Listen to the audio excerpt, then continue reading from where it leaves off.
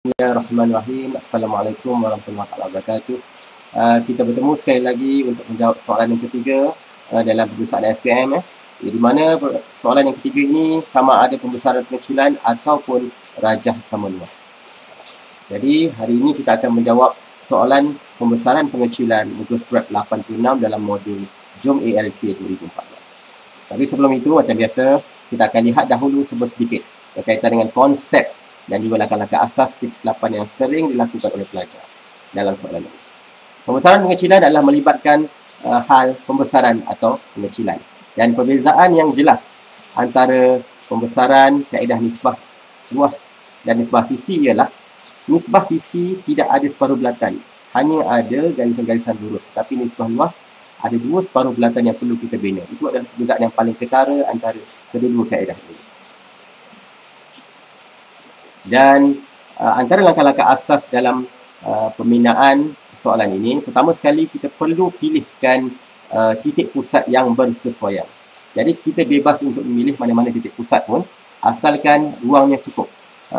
Ruang cukup untuk kita lukiskan bentuk-bentuk tersebut.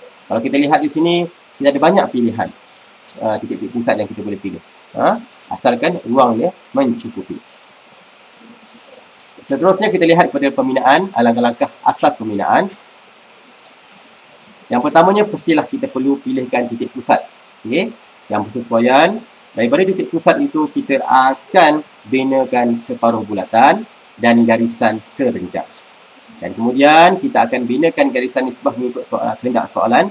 Dan elakkan daripada melukiskan garisan nisbah pada ruangan yang sesak dengan lukisan. Sebaliknya, lukislah pada ruangan yang kosong, supaya lukisan kamu lebih kemas. Dan kita lukiskan garisan nisbah dan lukiskan separuh bulatan yang kedua. Dalam pembinaan separuh bulatan yang kedua, jangan panjangkan titik tengah separuh bulatan yang kedua itu, kerana ia akan menyebabkan kamu lebih terkeliru apabila kamu membina garisan selari. Sebaliknya, kamu hanya tandakan tanda senggat untuk mewakili garisan tengah bagi separuh bulatan tersebut, dan kemudian kamu lukiskan separuh bulatan. Setelah itu, kamu akan lukis garisan selari untuk mewakili pembesaran atau pengecilan, dan lukiskan garisan pancaran, dan akhirnya kamu sambungkanlah garisan-garisan tersebut mengikut bentuk soalan. Itu adalah secara ringkas bagaimana langkah-langkah dan kesilapan yang kamu sering lakukan dalam soalan pembesaran pengecilan. Okay, tanpa membuang masa, mari kita teruskan dengan soalan kita pada hari ini, iaitu soalan muka surat 86. Kamu diberikan satu soalan dan kamu diminta untuk membesarkan rajah tersebut dengan nisbah luas 2:1. Langkah yang pertama, iaitu kamu perlu memilih apakah kaedah yang perlu digunakan, nisbah luas atau nisbah sisi. Jadi baca betul-betul pada soalan, ini minta nisbah luas. Jadi nisbah luas perlu ada separuh bulatan. Jadi kamu perlu pilihkan titik pusat yang bersesuaian. Dalam kes yang ini, kalau cikgu pilih B sebagai titik pusat ya, okey, maka jarinya ialah A dan B. Jadi paksi mendatanya berada selari ataupun kamu panjangkan garisan AB ini.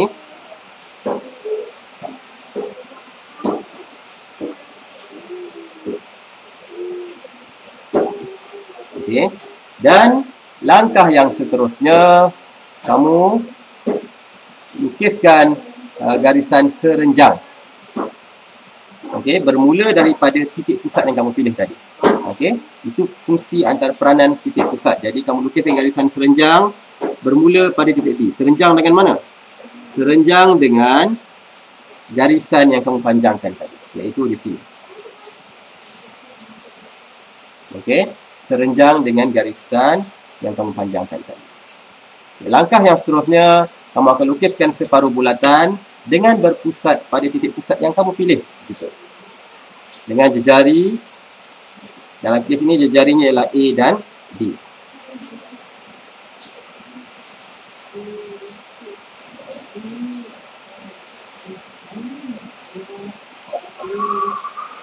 Okey.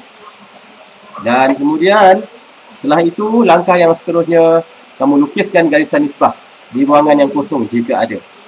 Jangan lukis kat sebelah sini. lukis di sebelah yang kosong dan bahagikan mengikut nisbah yang dikehendaki. Dalam kes ini nisbahnya ialah 2, 1. Jadi yang paling besar ialah 2. Jadi kamu lukiskan garisan nisbah 1, 2.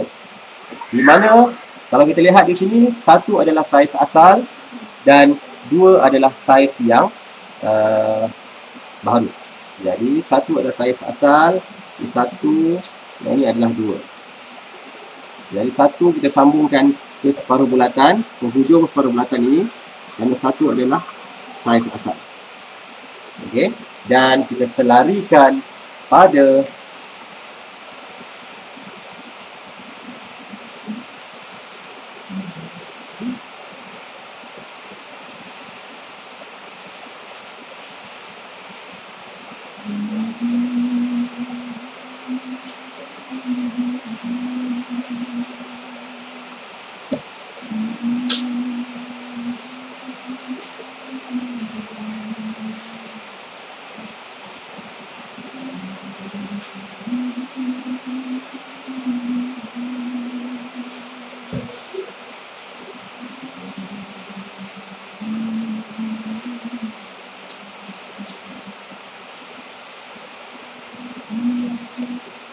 kalau kamu lihat tu dah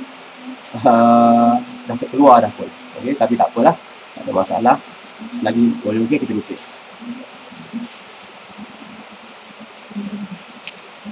Jadi untuk melukis separuh bulatan yang kedua, kita akan panjangkan, kita akan bagi dua kan.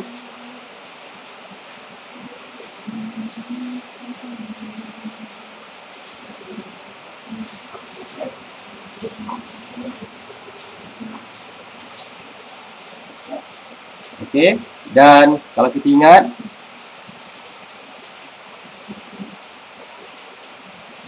jangan panjangkan garisan tengah separuh bulatan yang kedua ni.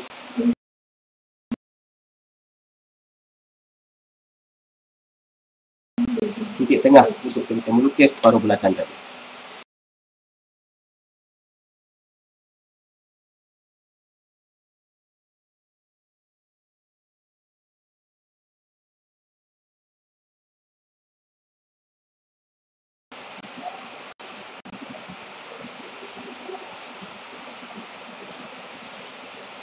Dah keluar sikit, nasib baik. Ini tak apa. Tugas kita ialah untuk mendapatkan persilangan dengan garisan serenjang. Di langkah seterusnya lah kita akan panjangkan garisan serenjang ni supaya bersilang dengan kedua-dua separuh bulatan. Okey, persilangan dengan kedua-dua separuh bulatan yang ini kita akan unjurkan garisan selari.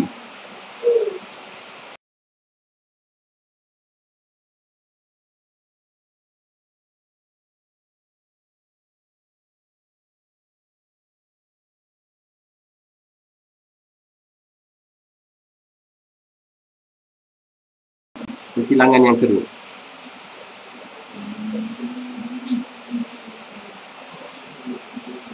Garisan AB tak cukup panjang, kita panjangkan garisan AB. Dan kamu akan perolehi titik A prime di situ. Okey, teruskan. Langkah yang seterusnya iaitu kita akan lukiskan garisan pancaran juga bermula pada titik AB. Dan kita unjurkan titik A dan B ini.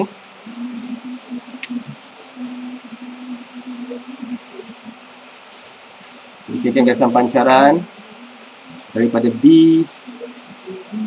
pergi ke E, B, pergi ke D, B, pergi ke O,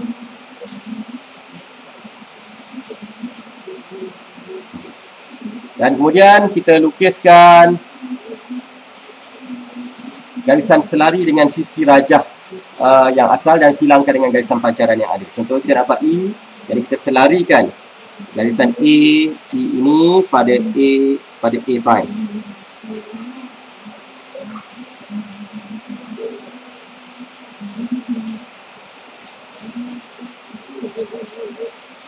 Garisan pancaran tak cukup panjang, kita panjangkan. Kita akan dapat titik A prime E prime di sini. Teruskan untuk D. Okey, jadi kita panjangkan, kita selarikan titik E dan D, garisan ED ini pada E prime.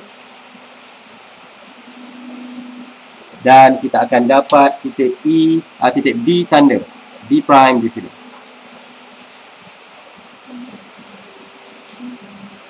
Okey, seterusnya kita nak dapatkan pusat O pula.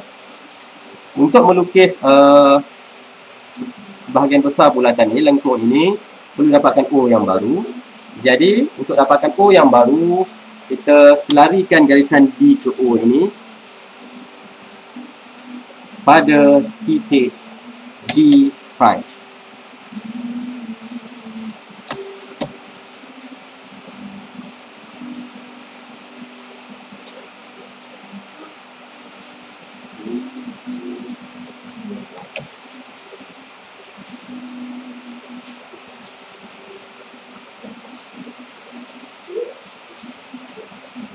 Okey, kita selarikan pada titik D prime, kita akan dapat O prime di situ. Okey. O tanda lah. O tanda. Jadi, persoalannya di sini bagaimanakah kita nak dapatkan jari bulatan ini pula. Jadi, langkah yang paling mudah, kita nak dapat O. O, D prime dan D.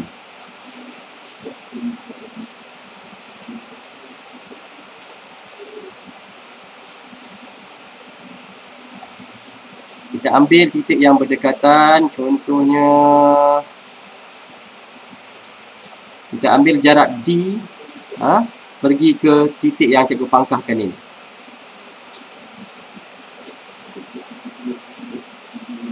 Titik yang betul-betul berada di atas lengkung ini.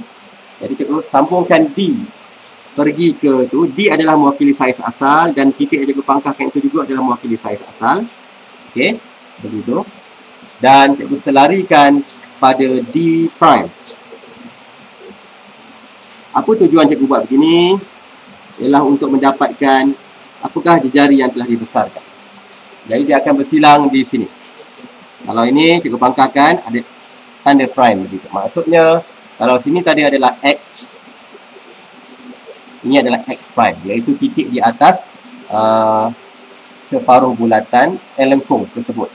Jadi kita dah dapat jari je, O prime pergi ke X prime. Jadi kita gunakan berpusat pada titik O prime dan jarinya ialah X prime. Lukiskan lengkung yang telah dibesarkan.